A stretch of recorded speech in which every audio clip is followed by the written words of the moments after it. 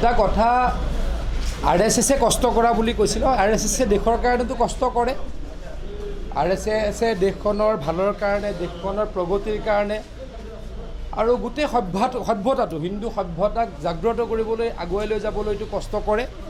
সেইটো কোনো বেয়া কথা বুলি মই নাভাবোঁ কিন্তু যিগৰাকী ব্যক্তিয়ে সেই কথাটো কৈছে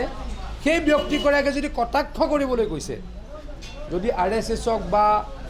কাৰোবাক কটাক্ষ কৰিবলৈ গৈছে তেতিয়া কিন্তু ই গ্ৰহণযোগ্য নহয় কিন্তু মই আকৌ ক'ম RSSে দেশৰ কাৰণে মাত মাতি আহিছে দেশৰ প্ৰগতিৰ কাৰণে দেশৰ সভ্যতাৰ কাৰণে সংস্কৃতিৰ কাৰণে এই মাত মতাটোত কোনো বেয়া হ'ব নোৱাৰে উল্টাই সকলোৱে RSSৰ যি এই কাম তাক স্বীকৃতি দিছে তাক সকলোৱে সন্মান প্ৰদৰ্শন কৰিছে নগাঁৱৰ সকলোৱে জানে 60ৰ দশকত মুছলিম লীগ কৰা কিছু ব্যক্তিয়ে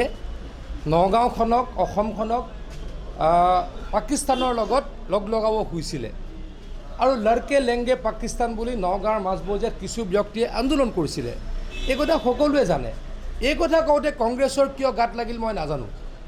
কোনোবা ব্যক্তিয়ে যেতিয়া ক'লে আমাৰে সদস্যৰ কোনোবাই ক'লে তেতিয়া কংগ্ৰেছৰ সদস্যসকলৰ গাত লাগিল কিয় নাজানো কাৰণ কাকোটো টাৰ্গেট কৰি কোৱা নাই স্পেচিফিকেলি কাকোটো কোৱা নাছিলে তাৰমানে গোসাঁই ঘৰত কোন মই কল খোৱা নাই তেনেকুৱা হ'ল মানে মই তেওঁৰ নিজৰ ভুল তেখেতলোকৰ নিজৰ কামত গাত লাগিছে কিন্তু আকৌ কৈছোঁ নগাঁৱৰ প্ৰত্যেকগৰাকী ব্যক্তিয়ে জানে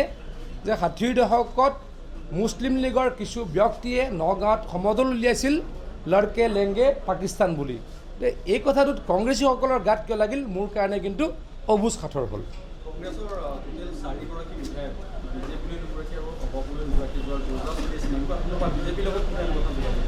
চাওক আপোনালোকেতো যোৱা পৰহি দেখিছেই মই বহুত ডিছক্ল'জ নকৰোঁ কিন্তু ডেফিনেটলি তেনেকুৱা ঘটনা আকৌ হ'ব কংগ্ৰেছত মই আগতেও কৈছোঁ কংগ্ৰেছত এতিয়া আৰু অসমক ভাল পোৱা মানুহ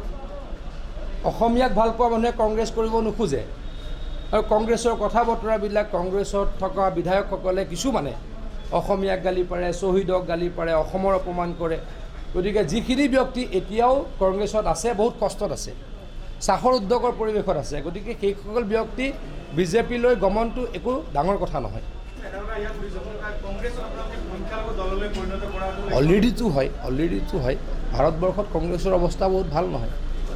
অসমতো বহুত অৱস্থা ভাল নহয় য'ত অসমীয়াৰ সংখ্যাগৰিষ্ঠতা বেছি তাততো কোনো জিকা নাই এটা দুটা চিট বাদ দি সেই মানুহকেইজনে বৰ কষ্টত আছিলে কেইজনমানে যোগদান কৰিছে